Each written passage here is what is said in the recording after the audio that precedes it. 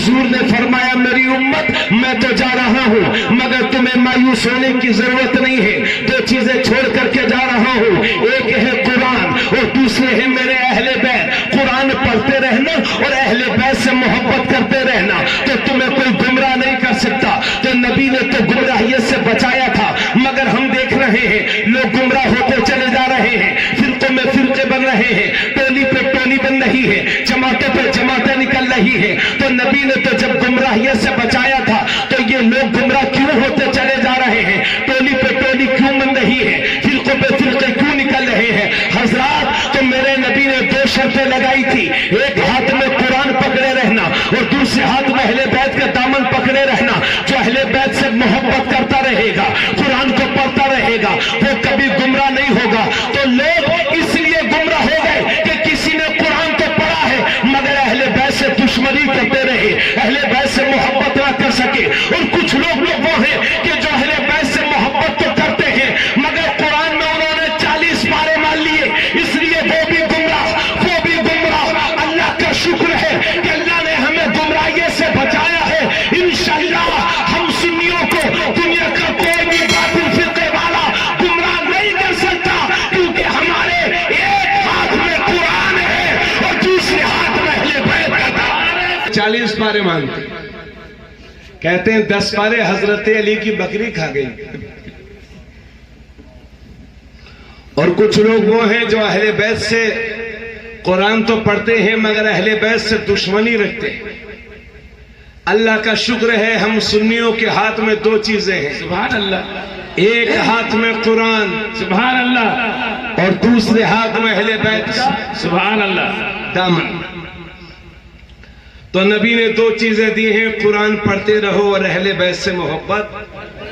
اب ایک بات اور بتائیں آپ کو یہیں پر، حضور نے دو چیزیں دی، ایک قرآن دوسرے اہل بیت۔ ہم نے کیا کیا؟ ایک ہاتھ میں اہل بیت کا دامن تھام لیا اور دوسرے ہاتھ میں ڈھول تھام لیا۔ ابھی وہی پردھان جی اور ہمارے بھائی جان بیٹھے ہوئے تھے، چرچا کر رہے تھے، پردھان جی اپنی باتیں بتا رہے تھے، اپنی دلیلیں دے رہے تھے، لیکن پھر بھی میں یہ عرض کروں گا آپ سے، شریعت ڈھول بجانے کو جائز نہیں کہتی۔ آپ اپنے کسی بھی سنی عالم دین سے پوچھئے، وہ آپ کو یہی کہیں گے کہ ڈھول بجانا ناجائز و حرام ہے۔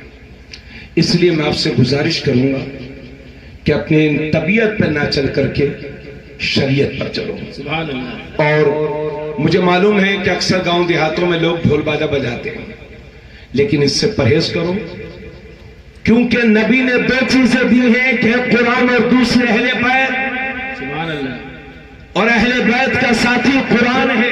سبحان اللہ۔ حسین ہمارے ڈھول باجے بجانے سے خوش نہیں ہوں گے، وہ ہماری قرآن کی تلاوت سے خوش ہوں گے۔ سبحان اللہ۔ اور نبی نے یہ بھی فرمایا تھا کہ یہ دونوں بھی آپس میں کبھی جدا نہ ہو۔ سبحان اللہ، سبحان اللہ۔ نہ قرآن اہل بیت سے جدا ہو، بے شک، نہ اہل بیت قرآن سے جدا ہو۔ اور اللہ کا شکر ہے دنیا نے وہ منظر بھی دیکھا کہ میرے نبی کے سینے میں ہے قرآن اور سینے پر ہے حسین۔ اور دنیا نے کربلا میں وہ منظر بھی دیکھا کہ نیزے پہ سر حسین بلند ہے، پھر بھی لب حسین ہل رہے ہیں، قرآن کی تلاوت کر رہے ہیں، کیونکہ حسین نہ قرآن سے جدا ہے نہ قرآن حسین سے جدا ہے۔ نعرہ تو قرآن پڑھتے رہو، اہل بیت سے محبت کرتے رہو۔ ارے بھائی حافظ ظاہر صاحب جی، سمجھ میں آ رہی ہے بات کہ نہیں؟ حافظ ظاہر صاحب، کیوں بھائی آپ لوگ کو سمجھ نہیں آ رہی بات؟ سمجھ میں آ رہے ہیں؟ اب نہیں آئے گی تو کل کو آئے گی، کل نہیں آئے گی تو انشاءاللہ پرسوں آئے گی، آئے گی۔ آئے گی۔ تو امام حسین کی روح پاک کے لیے سب سے بہترین ذریعہ جس سے امام خوش ہوں گے، زیادہ سے زیادہ قرآن کی تلاوت کرو، بے شک، اور اسی کو اپنے امام اور اہل بیت اور شہدائے کرب و بلا کی روح کے لیے سال ثواب کر دو، بے شک، ہے نا؟ اسی پر عمل کرنے کی کوشش کرو۔ تو دو چیزیں ہیں، قرآن ہے اور دوسرے اہل بیت ہے۔ اللہ کا شکر ہے سنی قرآن بھی پڑھتے ہیں اور اہل بیت سے محبت بھی کرتے ہیں۔ ہیں، بے شک اس لیے ہمیں کوئی گمراہ نہیں کر سکتا. اب آئیے چلتے ہیں بارگاہ امام حسن حسین میں. اور آپ پر سستی طاری ہو گئی ہے، اس لیے تھوڑا کھانے پینے کی بات کر لیں. بے شک چلتے ہیں آپ کے سامنے کانپور کی بریانی کا ذکر کرتے ہیں. مراد آباد چلتے ہیں، مراد آباد کی بریانی، حیدرآباد کی بریانی، کانپور کی بریانی. لیکن مراد آباد کی جو بریانی آپ کھائیں گے تو آپ چاہیں گے کہ یہی بریانی بنگال میں بن جائے، موٹے موٹے چاولوں کی. تو پلاؤ بنے گا، مراد آباد کی بریانی نہیں بنے گی. بریانی کا نام سن کر کے سنی بڑا خوش ہوتا ہے، کھاتا ہوا. اور مسلمان تو ہر جگہ بریانی تلاشتا ہے. اگر کوئی پیٹ بھی بھر گیا ہو کسی کا، کسی نے کھانا کھا لیا اور پردھان جی بولے اس سے ارے چل بھائی بریانی ہے، تو موڈ بن جائے گا. یعنی 2-4 پلیٹ کھانے کے بعد بھی ہو جائے گی. یہ بریانی ایک چیز ہی ایسی ہے. لیکن اچھی بریانی کب بنے گی؟ اچھی بریانی تب بنے گی جب بہترین قسم کا چاول ہو، اچھے مسالے ہوں، صاف ستھرا پانی ہو، شاندار گھی ہو، اور سنی مسلمان کے ہاتھ کے ذبیحے کا گوشت ہو، بے شک اور بنانے والا اناڑی نہیں بلکہ کھلاڑی ہو. بے شک جب یہ ساری چیزیں ملیں گی تب بہترین بریانی بنے گی. بے شک. اسی طرح سے جب اعلیٰ درجے کا دودھ ہو، شاندار قسم کے میوہ ہو، سبحان اللہ. کھویا ہو، ہے نا، مناسب شکر ہو، اور اسی کے مطابق چاول ہو، تب بہتر. تو جب یہ ساری چیزیں ہوں تب جا کے بہترین کھیر بنتی ہے. تو جب اچھا چاول ہو، اچھے مسالے ہوں، اچھا گھی ہو، اچھا گوشت ہو، صاف ستھرا پانی ہو، جب یہ ساری چیزیں ملتی ہے تو بہترین بریانی بنتی ہے. اور جب نبی کا نور ہو، سبحان اللہ.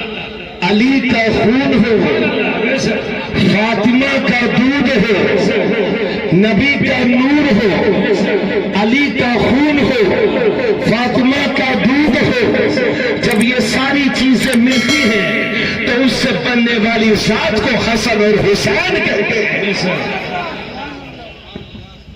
حضرات آپ مجھے کتنا بھی جان لیں، لیکن میرے بارے میں میرے باپ سے اچھا آپ نہیں جان سکتے. بے شک. میں آپ کا کتنا بھی اچھا دوست بن جاؤں، لیکن آپ کے بارے میں آپ کے باپ سے اچھا میں نہیں جان سکتا. تو جب ہمارے بارے میں ہمارے باپ سے اچھا کوئی نہیں جان سکتا تو امام حسن حسین کے بارے میں مولا علی سے اچھا کون جان سکتا ہے؟ بے شک. مولا علی فرماتے ہیں الحسن اشبہ رسول اللہ صلی اللہ علیہ وسلم ما بین الصدر الی الراس. حضرت علی فرماتے ہیں کہ سر سے لے کے سینے تک امام حسن دیکھنے میں حضور کی طرح لگتے تھے. سبحان اللہ. سبحان اللہ. تھوڑا بولتے رہو. سبحان اللہ. سبحان اللہ. حضور کے مشابہ تھے. والحسین اشبہ النبی ما کان اسفل من ذلک. اور سینے سے لے کے پیر تک امام حسین حضور کے مشابہ تھے. بے شک. امام حسن سر سے لے کے سینے تک حضور کے مشابہ، اور سینے سے لے کے پیر تک امام حسین حضور کے مشابہ. یہی وجہ ہے کہ جب نبی دنیا سے تشریف لے گئے اور صحابہ کا دل کرتا کہ حضور کو دیکھیں، سبحان اللہ. تو امام حسن حسین کو قریب قریب کھڑا کر دیا کرتے تھے اور حضور کی یاد تازہ ہو جایا کرتی تھی. اب امام احمد رضا قلم اٹھاتے ہیں تو فرماتے ہیں ایک سینے تک مشابہ، ایک وہاں سے پاؤں تک حسن سبتین ان کے جاموں میں ہے نیما نور کا، اور صاف شکل پاک ہے دونوں کے ملنے سے عیاں خط توأم میں لکھا ہے یہ تو ورقہ نور کا تیری نسل پاک میں ہے بچہ بچہ نور کا تو ہے عین نور تیرا سب گھرانہ سبحان اللہ. نور کا. سبحان اللہ. اچھا ایک شعر اور سنا دوں آپ کو. آپ مجھے بتائیے کہ حضور کا سایہ تھا کہ نہیں ہے؟ نہیں تھا. ہاں ہاں صحیح صحیح بولو، بالکل کوئی حضور کا سایہ نہیں تھا۔ لیکن اعلی حضرت ایک جگہ سایہ دکھا رہے ہیں۔ سبحان اللہ، اعلی حضرت ایک جگہ حضور کا سایہ دکھا رہے ہیں اور فرماتے ہیں کہ معدوم نہ تھا، جو چیز ہوتی ہے اسے موجود کہتے ہیں اور جو نہیں ہوتی اسے معدوم کہتے ہیں۔ تو اعلی حضرت فرماتے ہیں کہ معدوم نہ تھا، سایہ شاہ ثقلین، سایہ مانے سایہ، شاہ مانے شہنشاہ بادشاہ، ثقلین مانے دونوں جہان۔ اور اسی شعر میں آئے گا حسنین، حسنین حسن حسین دونوں کو ملا کر بولتے ہیں حسنین۔ فرماتے ہیں اعلی حضرت معدوم نہ تھا، سایہ شاہ ثقلین، یعنی دونوں جہان کے سردار کا سایہ معدوم نہیں تھا بلکہ موجود تھا۔ معدوم نہ تھا سایہ شاہ ثقلین، اس نور کی جلوہ گاہ تھی ذات حسنین۔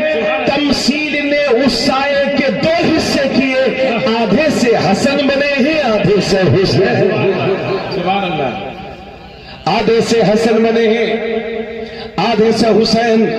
اب آئیے ذرا حدیث شریف سنیے، نبی فرماتے بس تھوڑی دیر اور، نبی فرماتے الحسن والحسین سیدہ شباب اہل جنہ، بے شک حسن اور حسین جنتی جوانوں کے سردار ہوں گے۔ سبحان اللہ، کیا فرماتے ہیں؟ جنتی جوانوں کے۔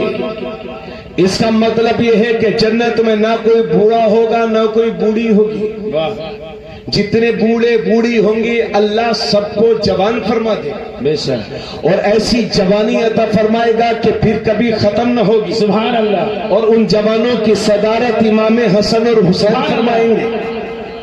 اب تو بولو یار، سبحان اللہ، سبحان اللہ، تو جنتی جوانوں کے سردار ہیں امام حسن اور حسین۔